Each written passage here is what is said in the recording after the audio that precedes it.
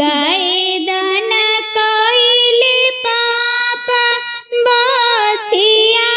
समेत जी अजी बछिया समेत जी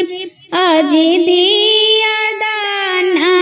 कइले पापा सोनावा समेत जी अजी बेटी दाना कइले पापा सोनावा समेत जी सोने के गेड़ुरा गंगा जला पानी जी गंगा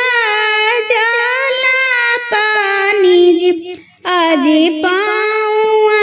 पखारी पापा बेटी बेटी पुकारे जी अजी पाऊआ पखारी पापा बेटी बेटी पुकारे जी अजी आजू मोरा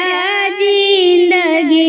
सफल होई गईले जी अजी आज मोरा जिंदगी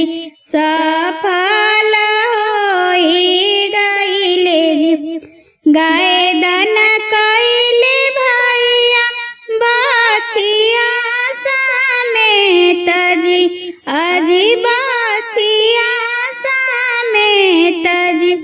अजी बहिनी बीरान कइले शंख पनिया ढारी जी अजी बहिनी बीरान कइले लौआ मेराई जी सोने के लोटा गंगा जला पानी जी गंगा जला पानी जी अजी धीरे धीरे गिरई है भैया मोर शंख पानी जी अजी हवले हले गिरई है भैया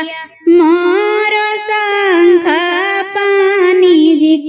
धरावा जे टूटी भैया बहिन छूटी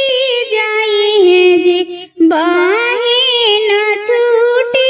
जाई है जी अजी कौन गाँव के दूल्हा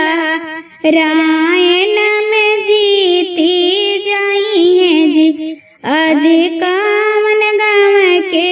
दूल्हा रायन में जीती